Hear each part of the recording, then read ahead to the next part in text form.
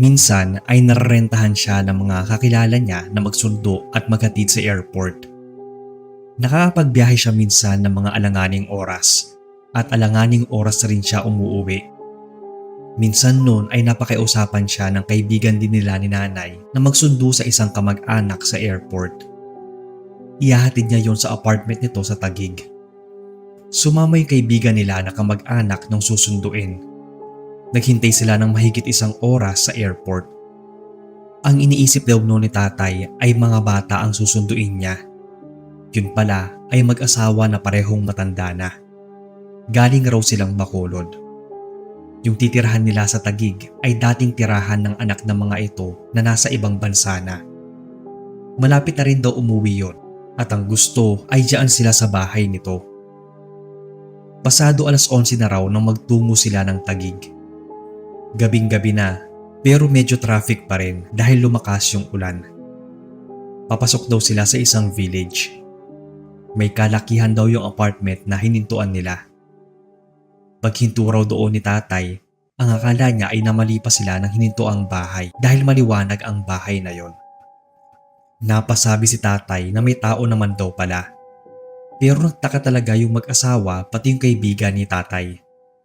Matagal na raw na walang tao ang apartment. Halos magdadalawang taon na buhat nang umalis yung anak ng mag-asawa. Kaya imposible daw na magbukas ang ilaw ng walang tao. Maliban na lang kung may ibang naatira doon o may ibang pumapasok. Kaya bumaba raw muna sila para alamin kung may naatira nga doon na iba. Nakiusyoso na rin daw noon si tatay. Kasi kung may ibang nakatira, siguradong doon natutuloy sa QC yung mag-asawa doon sa bahay ng kaibigan niya. Sinilip daw muna nila sa bintana. Itong apartment daw pala ay medyo malayo sa kapitbahay. May mababa din itong pader na parang hanggang liig, kaya wala gaanong nakakapansin kung may tao ba o wala. Naghintay sila sa may pinto. Sinilip ng kaibigan ni tatay ang loob. May naririnig daw silang mga yabag sa loob pero wala nagsasalita. Kumatok na raw sila. Pero nakailang katok na at tawag na sila ay wala pa rin nagbubukas. Nang may dumaan daw na taga doon at nakita silang nagtatawag sa may pintuan, ay sinabi nitong walang tao sa bahay na yon. Pero sinabi ng kaibigan ni tatay na nakabukas ang ilaw. Hindi raw niya alam. Minsan daw ay patay naman yon. Minsan naman ay nakikita nilang bukas. Kaya naisip nilang binubuksan ng may-ari ng bahay. Tinuro nito ang bahay ng may-ari. Andoon lang pala sa may bandang likuran. Kaya pinuntahan daw nila ito. Sinabi nito na wala daw itong hawak na susi dahil pinalitan yung doorknob ng anak nila. Kaya hindi daw sila makakapasok doon. Saka hinuhulugan na pala daw yon ng anak nila para tuluyan ng maging pagmamay-ari nito ang apartment. Kaya wala raw silang pakialam sa bahay na yon. Dala naman noon ng kaibigan ni tatay ang susi na iniwan sa kanya ng anak ng mag-asawa. Bali pinsan pala nito ang mag-asawa at siya ang binilinan ng susi. Pero isang beses lang daw siya nakapunta doon nung andyaan yung pamangkin niya. Nang mabuksan nila ang apartment at nilibot ang kabuuan nito ay walang tao. Kaya medyo kinilabutan noon ng lihim si tatay, lalo na raw nang makita niya yung bahay. Iniwan na nila doon ang mag-asawa para maapag-settle na. Sinabihan nila na isarang mabuti ang bahay sa harap at sa kusina. Nang nasa biyahe na raw sila tatay ay hindi niya natiis na di sabihin ang naramdaman sa bahay na yon. Hindi daw kaya may ibang naninirahan na hindi nila nakikita. May mga yabag silang narinig pero walang tao. Bukas ang ilaw ng maabutan nila. Pero sinabi na lang noon ng kaibigan ni tatay na baka yung may-ari lang daw ang nagbukas. Ayaw lang umamin na nakakapasok siya doon. Habang nasa biyahe ay panay ang tingin ni tatay sa salamin.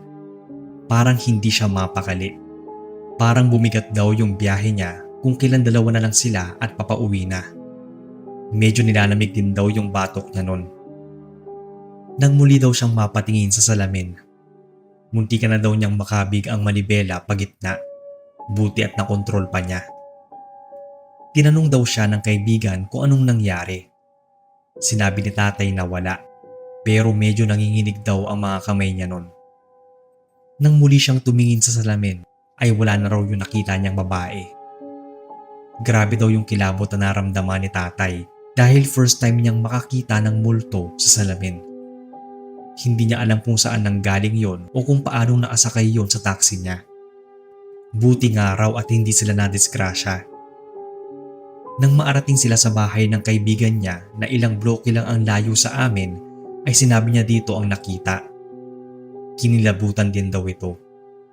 Buti at hindi kinuwento ni tatay habang nasa biyahe sila. Baka raw hindi na siya noon mapakali sa upuan. Marahil ay dun pa lang sa apartment nakasakay na yon sa taxi. Di kaya daw, yun yung nakatira doon sa apartment. Ito yung nagbubukas ng ilaw. Ang sabi ng kaibigan niya ay wag naman sana at baka hindi makatulog ng maayos ang mag-asawa. Kinabukasan nga raw ay nagkwento ang mag-asawa. Habang natutulog daw sila ay parang may palakad-lakad dun sa labas ng kwarto nila. Nang silipin ay wala namang ibang tao. Kaya sinabihan sila noon ng kaibigan ni tatay na kung natatakot sila ay doon na lang muna sila tumuloy sa bahay niya pansamantala. Hintayin na lang daw muna yung anak nilang dumating para mapabless ulit yung bahay. Ganun nga ang nangyari. Pinabless muli ang bahay pagdating ng anak niya. Wala naman daw nagpaparamdam na doon sa bahay matapos yon. Hanggang dito na lang ang kwento ni Tatay Sir Bob. Sana ay mabasa ninyo. Hello sa inyo Sir Bob at sa lahat ng listeners. Ako si Roger, isang taxi driver na merong nakakatakot na karanasan, hindi sa multo o ano paman, kundi sa kamay ng isang pasaherong halang ang bituka. Nangyari to maraming taon na rin na nakaraan. Mula Bloomingtreet ay may sumakay sa aking isang lalaking pasahero. Hindi mo akalaing may masama itong balak dahil nakaporma ito ng maayos. Hindi rin naman siya mukhang sanggano o adik. Mapagkakamalan mo pang may kaya ito sa buhay, kaya naman hindi ako nag-atubiling pasakayin siya nun. Nagulat ako nang pagsakay niya, sinabi niyang magpapahatid siya sa Bulacan. Agad naman ako nagmaneho dahil sakto on the way na rin yung inuuwian ko. Tahimik lang siya nung una, tapos naging palakwento.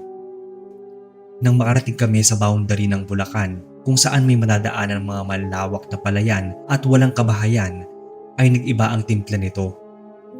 Nagtatanong na to ng mga walang kabuluhan, katulad ng kung naranasan ko raw bang ma-hold up o di kaya ay manakawan. Naranasan ko na rin daw bang maapunta sa lugar na hindi pamilyar sa akin. Tinawanan ko lang yung mga tanong niya at sinagot na, hindi pa sir, at sana ay hindi mangyari sa akin. E paano daw kung mangyari sa akin noong mga oras na yon? Ano raw ang gagawin ko? Lalaban ba ako o hayaan ko na lang nakunin ang pera para di ako masaktan? Medyo kinutuban na ako ng masama. Lumakas din yung kabog ng dibdib ko sa mumunting takot na naramdaman ko. Nang sinabi niyang iliko sa makitid na daan na yon, talagang kinabahan na ako at nagduda na may gagawin itong hindi maganda. Kaya pasimple kong tinago yung lagayan ko ng pera. May pera ako sa wallet at yun ang bala kong ibigay kapag nang hold up siya. Nang maapasok kami at maarating sa dulo ng daan, ay lalong lumakas yung kutob ko na hold-upper yung naisakay kong pasahero. Sinabi niyang ibigay ko sa kanya ang kita ko at huwag na raw akong magtangkang manlaban pa dahil hindi raw siya magdadalawang isip na patayin ako. May tinutok siyang mahabang kutsilyo sa akin. Hindi ako nagsalita. Basta ang ginawa ko, inabot ko lang yung wallet ko sa kanya. Buti at hindi rin ako naglagay ng mga ID sa wallet in case nga na mangyari sa akin ang ganon. Kinuha din niya yung cellphone ko. Ayoko sanang ibigay pero natakot akong undayan niya ako ng saksak. Mag-aalas 10 na yon at oras na dapat ng uwi ko. Pero andoon ako sa masukal na daan na walang kasiguraduhan kung bubuhayin ako ng hinayupak na yon. Pasalamat na lang ako at kahit papaano ay may awa pa rin ang walang hiya. Pagkatapos makuha ang pera at cellphone ko ay umeska po na siya. Naiwan akong pigil ang hininga sa sobrang kaba. Saka lang ako nakahinga ng maluwag nang makaalis na siya. Akala ko nga okay na. Kaso, para naman akong na-stuck sa lugar na yon. Dead end na at walang malikuan, kaya kailangan kong iatras para makalabas ako sa main road. Habang nagmamaneho pa atras, may naramdaman akong parang may dumadaan-daan sa sasakyan ko. Parang mabilis na hayop. Hindi ko malaman, pero dumadaan yon sa headlights ng sasakyan. Pero para lang yung anino. Kinakabahan nga ako dahil baka magnanakaw na naman. Mas lalo akong kinilabutan kaya medyo binilisan ko na ang paatras. Hanggang sa may maramdaman akong parang may nabangga yung sasakyan ko. Narinig kong may umatungal. Bababain ko sana pero pinangunahan na ako ng takot kaya tinuloy ko ang pag-atras. Panay ang tingin ko sa likuran para masiguro ko na hindi lalagpas sa daan yung gulong. Pero kinilabutan ako nang mapatingin sa harapan. May nakatayo doon na isang nilalang na hindi ko alam kung lalaki ba o babae. Parang hindi yun madumi, kundi mabalahibong itim na nangingintab pa pag tinamaan ng ilaw. Sunod-sunod akong napamura nun. Hindi ko alam kung saan parte yun ng Bulacan, pero sinabi ko sa sarili na ayaw ko na yung balikan. Naasunod sa akin ang nilalang na yon na pinupukpok niya ang harapan ng sasakyan. Binusinahan ko siya ng binusinahan. Hanggang sa minantaan ko siyang iaabante ng konti ang sasakyan. Doon siya napaatras. Minadali ko na ang pag-atras at nang makalabas na ako ng highway ay binilisan ko na ang pagmamaneho palayo doon. Habol-habol ko ang hininga sa sobrang takot. Hindi ko maintindihan kung ano ba yung nakita ko. Baliw ba yun? Taong grasa? Aswang? O baka kako kasamahan lang ng hold-upper at tinatakot lang ako. Kung ano man yun ay ayoko nang isipin.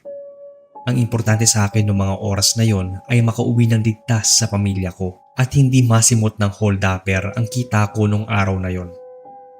Nagtaka pa nga yung asawa ko kung bakit nagpas na sa oras ng pag-uwi ko nang dumating ako. Sinabi ko na lang na may nagrenta sa akin at nagpahatid sa malayo-layong lugar kaya ginabi ako. Hindi ko talaga kinuwento yun sa asawa ko. Pero pagkatapos niya sigurong marinig itong kwento, baka malaman na niya kung anong nangyari sa akin ng gabing yun. Kung maaalala pa niya dahil ilang taon na rin to nangyari. Hanggang ngayon ay nangingilag pa rin ako magpasakay ng ibang pasahero. Talagang sinusuri ko muna bago ko hintuan. Bahala na nga kung may magreklamo basta nag-iingat. Kalauna naman ay nag-switch na ako sa Grab para mas safe ba. Hindi lang yung pang-hold up sa akin bilang taxi driver ang hindi ko makakalimutan, kundi ang lugar na napuntahan ko. Kinuwento ko nga yun sa mga kaibigan kong driver din at maswerte pa rin daw ako na binuhay ako ng hold-upper na yon.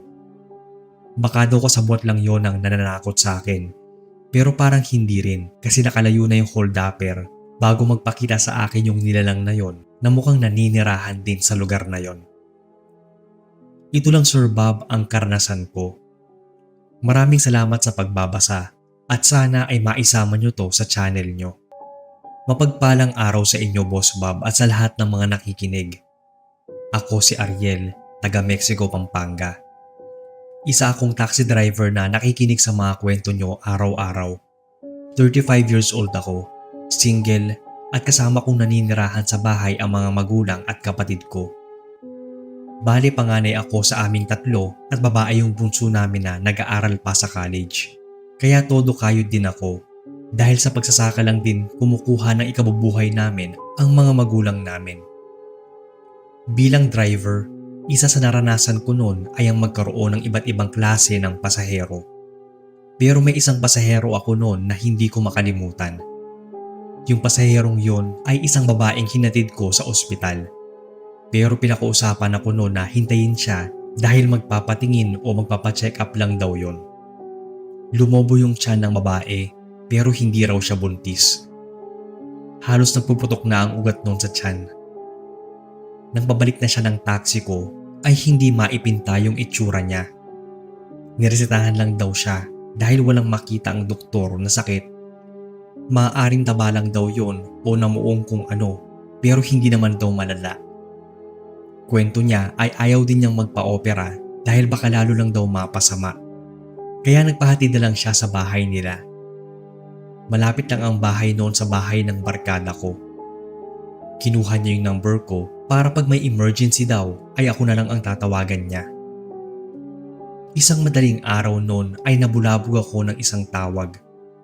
Yun yung pasaherong babae na may bukol sa tiyan. Nanay niya ang nagpapunta sa akin dahil namimilipit daw sa sakit ng tiyan yung anak niya. Dali-dali naman ako nagmaneho papunta sa kanila. Tinanong ko kung dadalhin ba sa ospital. Hindi daw. Sa bahay daw ng isang kilalang albularyo dadalhin yung anak niya. Nang isakay namin siya ng taxi ay may umaaligasaw na malansang amoy. Nagtanong ako kung ano yun. Hindi sila sumagot at sinabing ihatid lang sila doon sa bahay ng albularyo. Ituturo daw niya.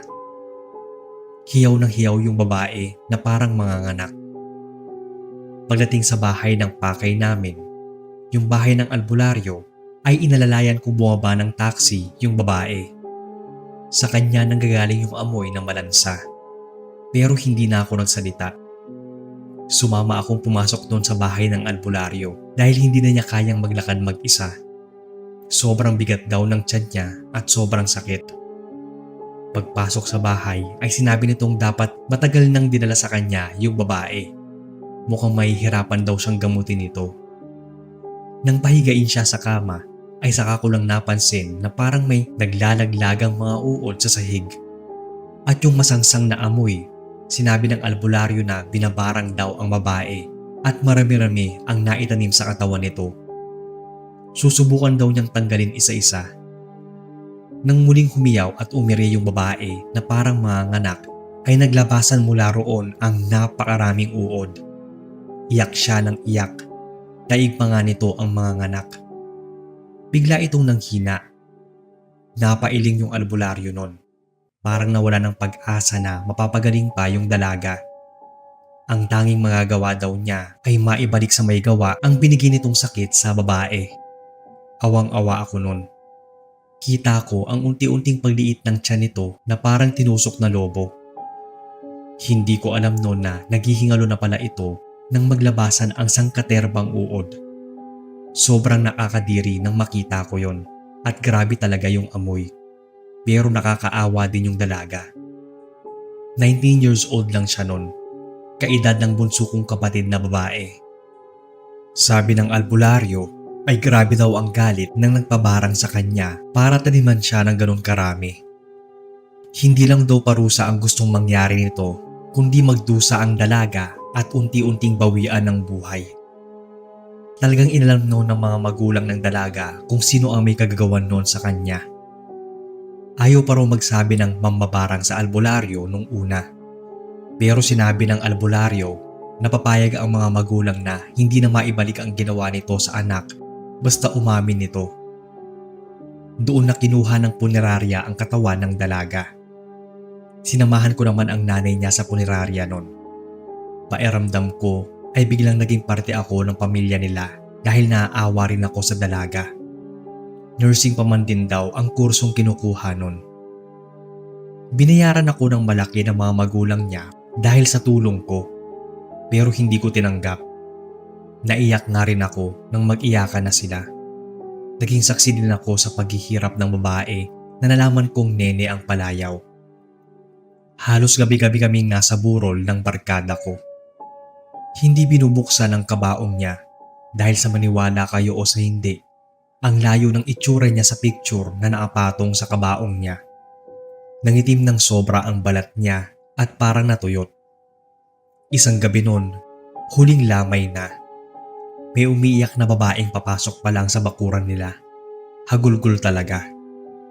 Dahil medyo may pagkachismoso ako, ay sumilip ako noon sa loob ng bahay nila nang tumuloy doon yung babae. Halos kaidaran lang ni Nene. Nag-iiyak itong humihingi ng tawad at nakiusap na bawiin na ang pagbalik ng barang sa kanya. Napansin ko nga no na medyo malaki din yung tiyan niya, katulad ng kay Nene. May kasama siyang matanda na parang nanay niya. Nang bigla na lang nahimatay yung babae. To the rescue naman kami.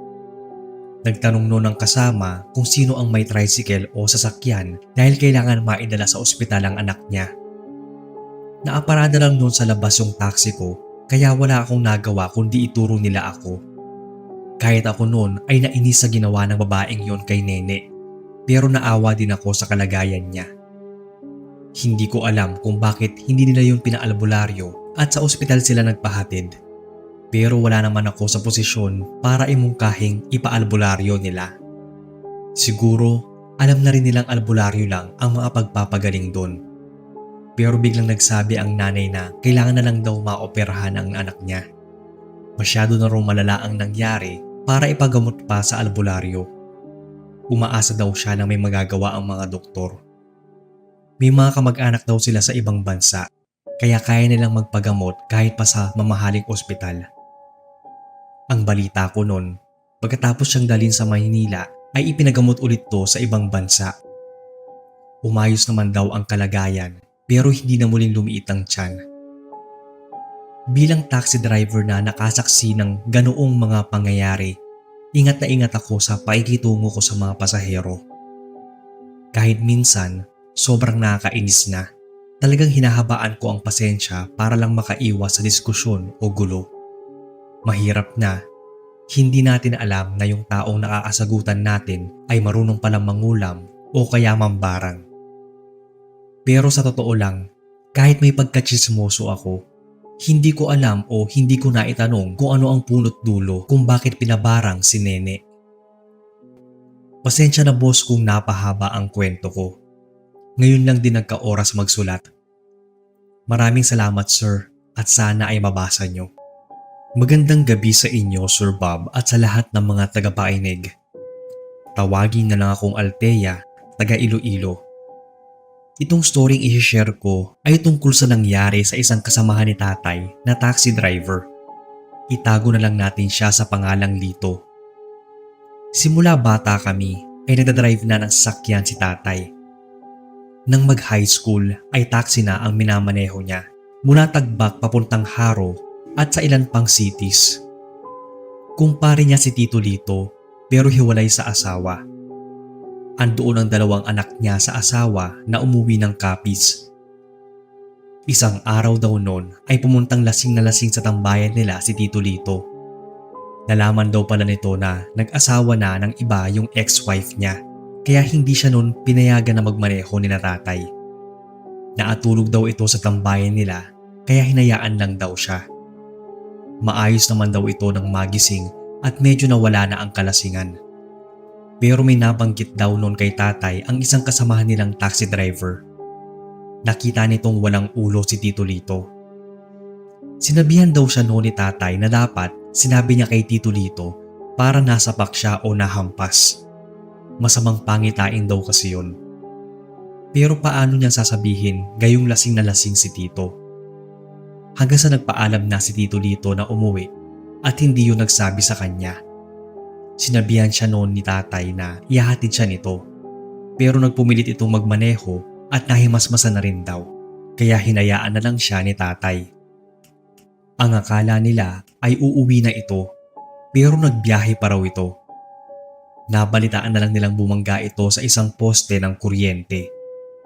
Basag ang bungo ni Tito Lito dahil na rin hindi ito nakasuot ng seatbelt kaya ang lakas ng impact sa kanya. Naiiyak na sinisi ni tatay ang sarili.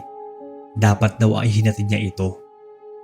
Yung isang kasamahan nilang nakakita dito na walang ulo ay nagsisi rin. Dapat din daw ay nasabi niyang nakita niya itong walang ulo. Pero sabi ni tatay ay may duda din siyang sinadyayo ni Tito Lito dahil sa pinagdadaanan nito. Halos hindi raw matahimik ang tambayan nila. Pati daw minsan habang nagmamaneho si tatay ay ramdam niyang may nakasakay sa taxi niya. Nung burol ni Tito Lito ay marami daw nakiluksa ng mga kapwa nila taxi driver. Maraming nagsasabi na hindi magagawang magpakamatay ni Tito dahil mahal na mahal nito ang mga anak. May pinakita daw message ang nanay niya kina tatay. Sagutan daw nila yon ng ex niya. May nasabi yung ex niya na oras daw kunin ang mga anak nito ay hindi nito magugustuhan ang gagawin. Halatang galit na galit yung ex niya sa kanya. Parang gusto rin daw kunin ng custody ng mga bata.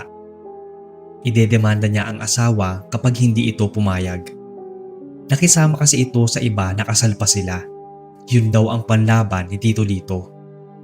Pero ilang araw daw na hindi nakapagbiyahe si Tito Lito. May sakit ito. Akala ni tatay ay simpleng sakit lang, pero may iniinda na pala itong malalang sakit. Bukod kasi sa basag na bungunon, ang ikinamatay ni Tito Lito ay atake sa puso. Hindi nila alam na may sakit na pala siya sa puso. Parang biglaan kasi. Inatake siya kaya siya nabangga. At ayon sa mensahe ng ex niya ay nagbanta ito. Hindi talaga sumulpot ang mag-iina sa burol ni Tito Lito. Kaya gabi-gabi nung na umaalulong yung aso nila. Parang may nakikita ito. Hindi raw matahimik ang kaluluwa. Nang ililibing na siya ay nagulat na lang ang lahat. Bigla na lang bumusina yung taxi niya kahit wala namang tao. Kinilabutan kami pati na yung mga nakikilibing. Bumuhos pa ang malakas na ulan. Ayaw raw magpalibing ni Tito Lito dahil wala pa ang mga anak niya. Pero dahil nakaschedule na sa simbahan ay natuloy ang misa. Tinawagan na ng nanay niya ang dating asawa na kung ayaw niyang maipaglibing ay papuntahin na lang nito ang mga anak, kanyang mga apo. Nagulat kami nang dumating sila sa simbahan. Biglang umaraw at gumanda ang panahon. Sabi ng ex niya noon na napapanaginipan daw niya si Tito Lito. Umiiyak daw ito at nagsasabing ipakita niya ang mga anak nila dahil kung hindi daw ay isasama niya ito. Natakot pala ang dating asawa niya kaya pumayag. After ng libing ay umuwi rin sila agad ng Capiz. Kinagabihan nun ay umalulong na naman ang aso niya. Nagiinuman nun si tatay sa bahay ni Tito Lito.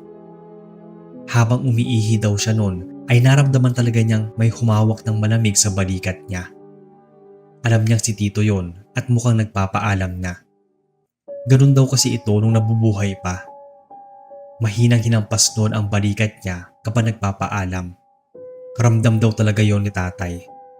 Kaya kinausap daw niya ito na magpahinga na at huwag nang gumala-gala para di matulad sa ibang mga ligaw na kaluluwa.